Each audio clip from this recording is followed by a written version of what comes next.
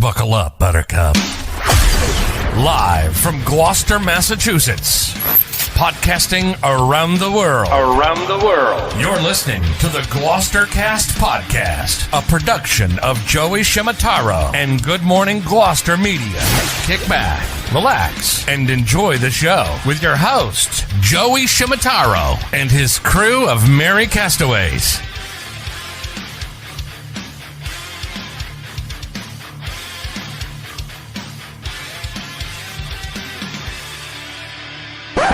No piping plovers will be intentionally harmed in the production of this podcast.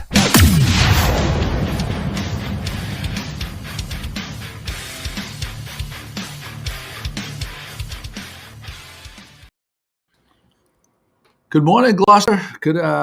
Still morning, 11:31. We have Chris Spittle, Cape Ann weather guy, with us. He's in a zone right now. He's in a zone. Also, Chris McCarthy's joining us. Chris, did you get any sleep last night? Which one? You're the main guy right now. You know what? I got more sleep last night than I did the night before, because last night it was basically guaranteed what was going to happen. The night before, I was kind of anxious about what I was going to see on the models and stuff first thing in the morning. I mean, that's just that's a guess, but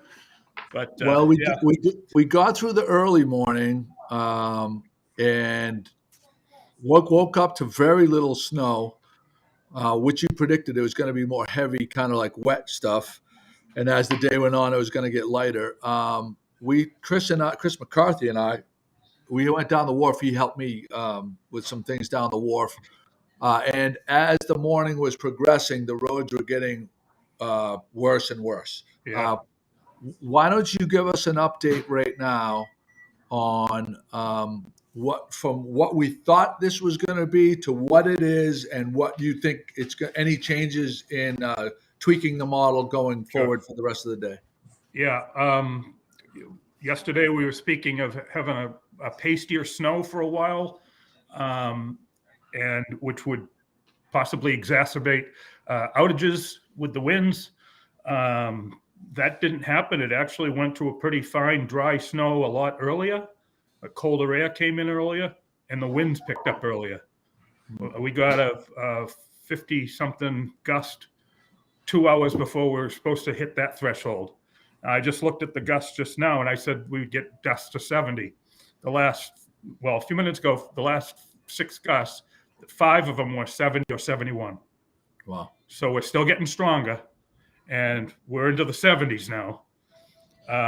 And I was thinking to myself, I did a video outside, and I pondered, wouldn't it be ironic if our peak gust was 78? Oh. So that would be, it'd be kind of, how the last couple of years have gone. Anything can happen. Why don't we just lie? Why don't we just lie and say we did get to 78 to make for a good story? Yeah. Well, we could exaggerate if we wanted to. Yes, I'm sorry, not lie. Right, we could exaggerate. Miss Nicole Schraft is with us as well. Good morning, Nicole. Good morning. Can you hear me? Took me a second to be able to hear you. And where are you chiming in from, Nicole? We're up on Exchange Street. I don't know if you can see. We're up on the hill here. I don't know if you can. Looking down to like the Azorian. Oh, I got you. Yeah. I'm in the GMG bunker. Yeah. And Chris, you're in Rockport, and are things much different in Rockport than they are here in Gloucester, you think? Yeah, what really stinks is I use a lot of webcams to see what's going on, and they're all just snow, like my windows here. This is pointing northeast, and all these windows are just blanketed. It's the plow's only gone by once, and he created like a 6-inch thing, so it's probably an inch or two out there. And once he did, then it isn't piling up anywhere. It's blowing sideways, and you're really not seeing any big accumulations. I don't know if you heard this over at Smith Cove. A boat did break loose. We were on the scene. We got some videos. We put some videos up. Yeah. Okay. Yeah. I saw that, and I'm surprised there's only 2 little outages right now. down in Bearskin Neck and near Back Beach, Oh, wow. which is obviously facing right on the edge, facing out to the water where the highest gusts are. Have you had any reports of from Lanes Cove?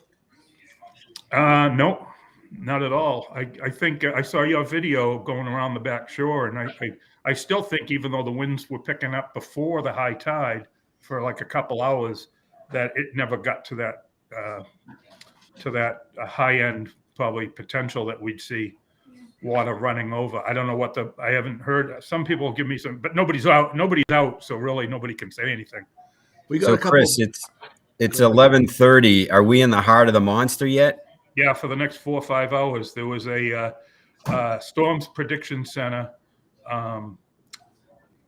graphic just came out that puts us in this bubble from Cape Ann or Essex County down through Boston and down to Northeast Connecticut for 4 or 5 hours of blizzard conditions. Wow. So, well, there may be a little false sense of security when people woke up to very little snow outside of their doors. Yeah. I've been in the back of my head. I went down my dock and checked out to make sure everything was okay, and thankfully everything was. And there was very little snow in the driveway. In the back of my head, though, I'm thinking, I think 4 or 5 o'clock tonight is going to might be a different story. Yeah, it's pretty much on time. I mean, we were looking at the heart of the winds and the snow from 10 to 5 or 6, and we're pretty much right there. I'm still watching the rapid refresh models because the winds and the snow, even though it didn't amount to much, it arrived earlier than we thought. And I'm trying to watch the models to see if it's going to end earlier or if it's still going to tail into, say, midnight. Tonight, but a couple hours ago when I last looked at that, it looked like we were going to get out of it by about 9 or 10. Chris, but the peak is now until say 4 or 5. Chris, any sense of how this blizzard could potentially impact the piping plovers in the spring? I don't know. Diane is the birder here, but she's taking care of the dog today, so I don't overbloat it with biscuits. The dog's upstairs somewhere, so she's the birder. Anybody that watched yesterday saw that you were going through those things on a 30-second time. Like I think the dog was catching on to you too. It's like you're actually probably training him to act up so he gets a treat. I just thought he was mad at some things I was saying. But I'll tell you what, there's people making comments this morning. My dog won't go out. My dog, she's been out 3 times. They puts a little blanket on, a little coat, and goes flying right out there. Loves it, but comes flying right back in when she's done. So yeah. Chris, I tuned in a little bit yesterday morning to watch before a meeting, and I was laughing about your dog too. And I had a post-traumatic stress from a day during COVID lockdown when we were all restreaming like this for our live podcast. And I was in my backyard, and this dog right here thought it would be fun to go in the back and take a big poop on live camera. Actually, I was watching my cameras when she took Trixie out, and that's exactly what I saw on there. Well, I'm glad I didn't capture that part. But I still got a half a bag. Yep. We should also mention. I haven't put the link up yet because Pat Dalpiaz usually does the back end on that kind of stuff. Yep. But if right after this podcast ends, go to Facebook and it's Cape Ann Weather. If you're not following Chris yet, Cape Ann Weather, do so. Also, if you feel like donating to the cause, he puts in a tremendous amount of time and energy into providing the most timely updates for our community. So if you so feel inclined, maybe reach out to him through DM or whatever, and support the cause, because what he does is invaluable. They can go to the front page of capeannweather.com, the website. Okay. And there's a Ko-Fi donate link. I'll put that link in right now. Chris, so we've been hearing a lot about these so-called models. Based on your experience and the research that you've done over the years, what is the go-to model these days? It depends on how far out you are. The Euro model and the GFS, the two staples that most people use long range. And then once you get inside a 120 hour, anywhere from an 84 to a 120 hour window, which is 5 days to 4 to 5 days, whatever, you start using the NAM, the North American model. And when you get inside 24 hours, you use the HRRR, which is a rapid refresh model. So those are more fine-tuned into what's happening right now. They look at everything in a tighter band than the long-range ones do. And they also provide 1 hour increments on what they're showing you what's going to happen, whereas the GFS is 3 hours, and the Euro. Right, I'll tell you, just now we had a hell of a gust just now. It seems like things are ramping up a little bit. Do you have access to right now, Chris? Do you have another panel that where you're seeing live? I'm going to look right now. Okay. You don't lose me, right? I just don't see you. Right. If I go to this is the NOAA. It's called the data viewer, and I can hone right in on Thatcher's. It's a little bit slow. Is NOAA the site that the kids follow Santa Claus on? That's NORAD. No, NORAD. My bad. NORAD does the live Santa thing on New Year's Eve. Let's see. What do we got for gusts? The last 6 are 68, 70, 70, 70, 70, 65, 68. Wow. That's at Thatcher's. And that's pretty much sustained right now. Yeah, and the pressure is still dropping down to 9. Remember, we were talking about the pressure yesterday. It's down to 992, and let me come back to you guys. 992, and yesterday we were saying that it was 984 was the bottom pressure of the blizzard of 78, and we were expecting 960. Wow. So right now we're at 992. I don't think we'll hit the 960, maybe 970. It's hard to say at this point. But we also the direction of the wind for people in certain places, it's a little impacting them less with the northerly direction as opposed to the northeast. Is that right? Yeah, we've gone. Let's see, what was the wind direction there? It's teetered on northeast for 3 hours, and now it's teetering on northeast. Then it stayed northeast for a long time, and now it's wavering between northeast. So it's getting around to the north direction, which was expected to be the longer duration direction of the winds, the strongest winds this afternoon. So that takes. Oh, sorry. Yeah, I was just gonna say that takes out the 9 o'clock tide tonight for like the shores facing like out of Rockport, that bowl, that Sandy Bay, and this more turns it around to Lanesville and places like that, and still pumping water down the Innisquam. I really want to know at the end, whenever, what the level happened to end up being like in the parking lot, the high school parking lot, or the Causeway, or the Essex Causeway, those places. From the water being jammed down from Ipswich Bay. Yeah. On a northerly direction, it's basically a funnel going right down the river. Right. That's interesting. So tonight's tide is off the table, but tomorrow morning, is it a 10 a.m. tide? Is that one we have to worry about, or do you think it's going to be less impactful than it was this morning? Still northwest. Again, those same areas tonight would be Lanesville, the back of the spine of the Cape, like those.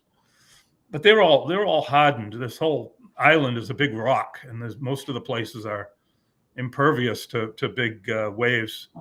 Right. except But like I said, flooding. But as far as the height of the flooding and stuff, do you think that? yeah. If I go to, let's see if I can get to that real quick. Boing. Let's see. It's the Northeast Rivers Center that actually handles the. I'll see if it's in. It's only in yellow, so let's see. Let's open up here. It's actually showing tonight's tide is only 9.7. It's not a really high tide. 9.7 still projected, and then that Sunday morning tide is 10.5. And interestingly enough, of course, it's a new moon, and the peak tides are the next peak tide is 11.3 on 11 a.m. Monday. Oh, okay. So, but that by that time, that's negligible by that time. So, Hey Joe, we have some questions from our listeners. You want to read those over? We got the first one from Astrid. Yeah. Yes, Chris, are there usually differences between the north and south side of the island? I'm in Lanesville, and it seems like we are getting slammed all the time. That came up yesterday. In November of 2018, there was 4 to 5 inches of snow in Lanesville and just a slushy coating in Gloucester. And I jumped on the bus to go to Rockport and take a trip around, and we got over to Lanesville. I'm like, this is amazing. There's nothing in downtown Gloucester and 5 inches over in Lanesville. So, yeah, it's a microclimate. It's bizarre. We live in a jungle. Yeah. Another question from Lindsay Seward, my buddy Lindsay. Chris, what's your go-to website for live tracking of weather, wind gusts for Thacher Island? For live tracking of weather, actually, I follow a few of the non-media meteorologists that are on Twitter that show their own expressions of what they use and how they use their tools and models and everything. The Thacher Island is, again, it's of a NOAA site that runs every 5 minutes. So all those gusts I mentioned are 5-minute intervals.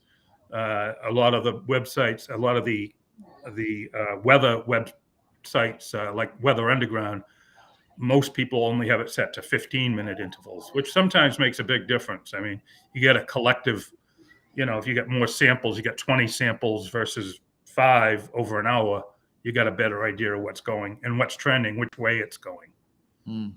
So earlier this morning around 9 or 9:30, we went down to gusts in the 50s, the 40s. I'm like, this is weird. It was just a weird lull. Yeah. And it came right back with a couple of mid 60s. Was that kind of like with the banding? Would that be kind of, would it coincide with the banding? That is part of it because of the lift. Yeah. The lift on each side of the banding. That's why there's little snow. And in the middle is this big clump of snow. You see the band come down through. Like right now, we're in the middle of that one right now, the biggest one probably that we're going to be in. And it's still staying over us right now. So. But yeah, it does take the energy away when you're in that lull in between on the edge periphery of the band. So if there's any other questions, you feel free to type them in the comments, and we'll pass them on to Chris. So Chris, Joe, go ahead. Go ahead. No, Chris, I'm curious. We have some friends that we don't like that are down in Florida right now. Friends that you don't like. Okay. Yeah. I mean, we generally like them, but we don't like them now because they're down in Florida. I haven't heard about the weather down in Florida, but I'm just curious. Have you taken a look at how this storm has impacted, way down south in the palm tree state? And only because I follow a lot of those guys on Twitter that I see it. But there is a wind chill warnings for Florida. There were winter type warnings and watches all the way down the whole state. So that's all I know. I haven't seen specifically what happened, what the depth of the falling iguanas is, or anything like that. So I have hockey players, so I'm always cold no matter what state we live in, right? Because they play in a rink. But a friend of mine who lives in Florida has two very serious baseball players the same age as my kids, and she was complaining about being really cold at the ball field in Florida. And I wasn't feeling too bad for her, but I think it is in the 50s in part of Florida right now, which I've gotten more comments by people that are out of state that say, "Oh, you're lucky," and I'm missing it, than I do saying, "Good for you guys. I'm down here." You know, that's because they don't have to shovel it. Yeah, so that's speaking right. of shoveling, do we have any shoveling advice about when is? I don't have a ton of accumulation. Well, actually, it's getting there now, but. You know, it's a battle of when to go out or when to wait, and rather than redoing it. But at the rate it's fallen, I'd wait till later on this afternoon and see what it looks like, and take the major stuff out of the way. Like I'll just get the clump out in front of the truck that the plow left there, and that's it. We just go right out. I've gone out once, but on this side of the house, I'm going to go around. I want to see where's the snow hiding. Where's the drifts? Is it just staying horizontal and never hitting the ground? only a few come down, and it seems that way, doesn't it? But people are saying. I think I saw a comment that said 4 inches in Exeter right there. They're probably out on the periphery of the solid stuff, though. So, but they're all getting. We have the Spanx on from the villages. The swingers. Yeah. I wonder if the swinging stops if the wind chill hits or the temperature hits a certain temperature. This is a good time because they can't be by the pool. This is when they go to Bed Bath & Beyond and stock up on the new loofahs. Okay. The loofahs. When Chris said he had the Spanx on, I thought he meant he was wearing Spanx. I was going to ask him to not stand up. Hey, I've been outside and I got shorts, so I wear shorts all the time, every day. Oh my God, you're one of those. Cole, if I was wearing Spanx, what? So, hey, right. Apple came out with a pregnant male emoji, and I can't wear Spanx. You can wear Spanx. Just remain sitting if you are. That's all. Spanx and Uggs. It's kind of like jeans and boots. I want to buy a vowel. Oh boy. So we're looking at probably the heavy stuff. Another 4 hours, Chris. Is that what?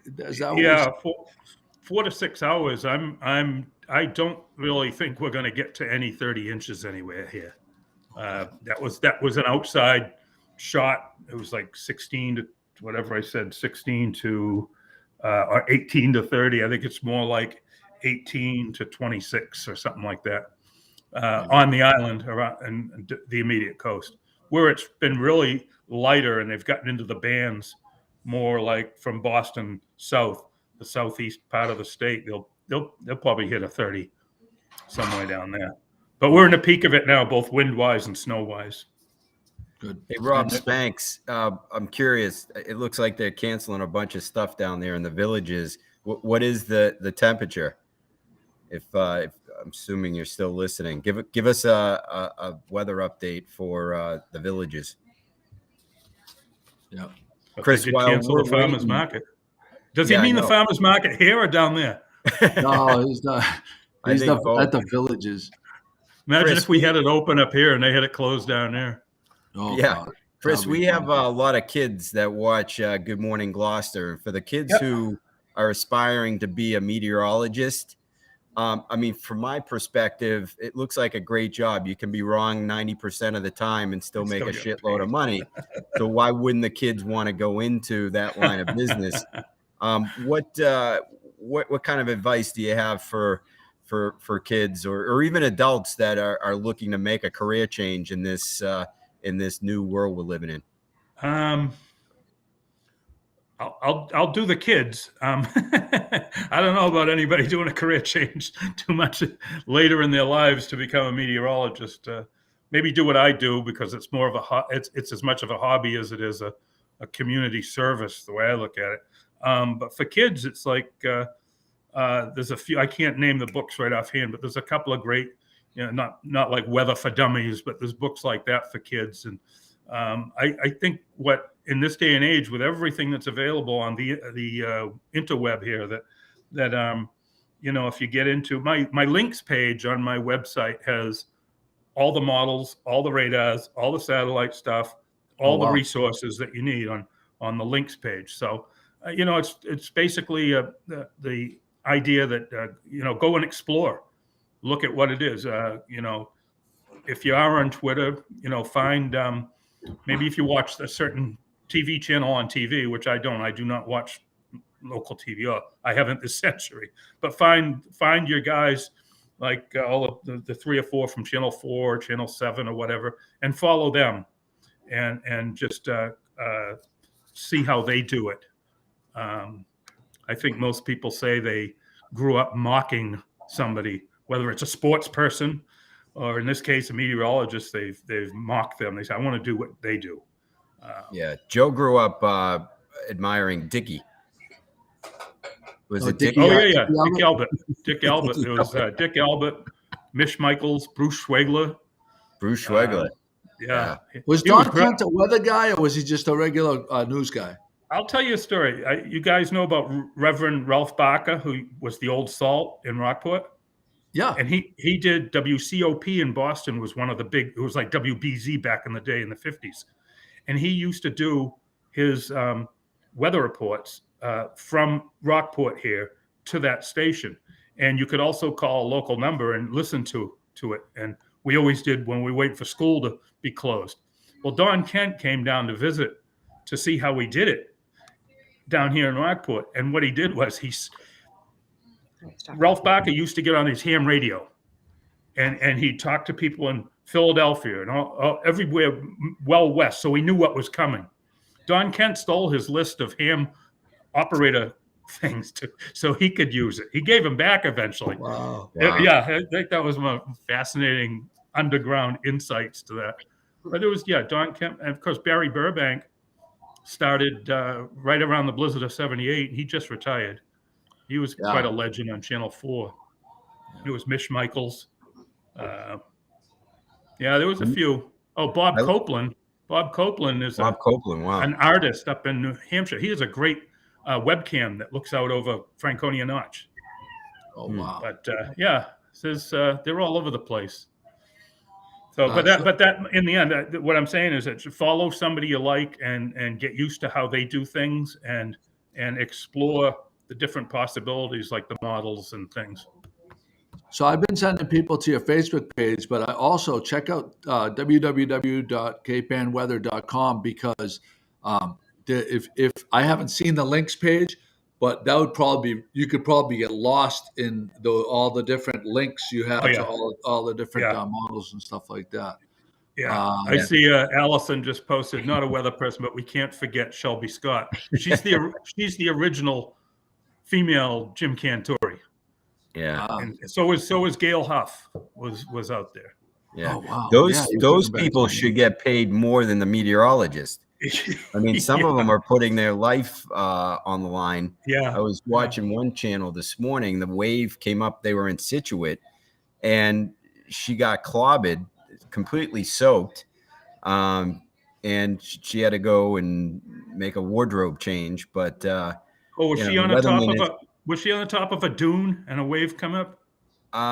This one was on a deck on a house. I think they were using someone's house right on the water in Scituate. While the weathermen or women, because there are women, I guess we have to say weather person now. The weather person gets to stay in the studio nice and warm. Being wrong.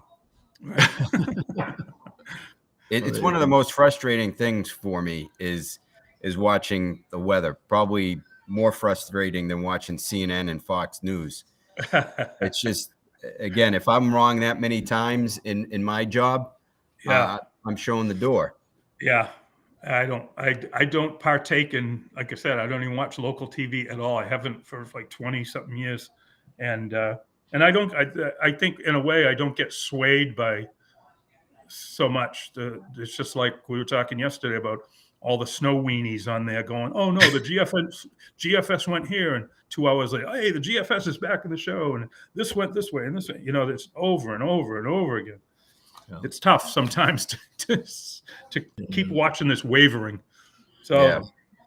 But I think pretty much, except for the snow totals, everything's panned out the way it's supposed to with the winds, the lighter getting caught in between the tides, which was good.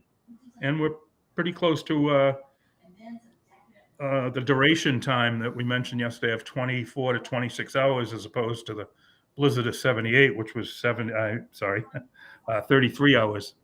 So we may see. So we're going to tune in, and we'll be checking your Facebook page throughout the day for updates, because yep. I know you said that you're going to check back some of the things to see if you think it's going to end a little bit earlier in the evening tonight. Anything else you want to add in closing? No, stay home. Go out, take care of the hydrant if it's near your house. If you got one near your house, if there's any snow around it. The funny thing about the dry snow with the high winds is, I went outside. My half of my driveway is totally bone clear. Not even because the wind just is so strong, it just blows it like little tumbleweeds and just keeps it clear. And then you go around the corner and you got a 2-foot drift. So that's why I wanted to kind of explore and see where it's really ending up. So there could be some pretty good drifts by the end of this, but I don't think regular measured snow will amount to more than 2 feet. Great. Somewhere around there. Thanks so much for being with us, Chris. Follow Thank you guys. Follow Cape Ann Weather on Facebook. Also, almost more importantly, I would go to his actual website, www.capeannweather.com. He has a ton of weather links for you to burn your day checking out. And thanks again. We'll see you guys. Okay. Thank you, guys. We'll see you later. Little town with big news. 411, come get the scoop. Wake up with Joe and the rest of his crew. It's good morning, Gloucester, to you. Oh, it's good morning, Gloucester, to you. I say good morning, Gloucester, to you.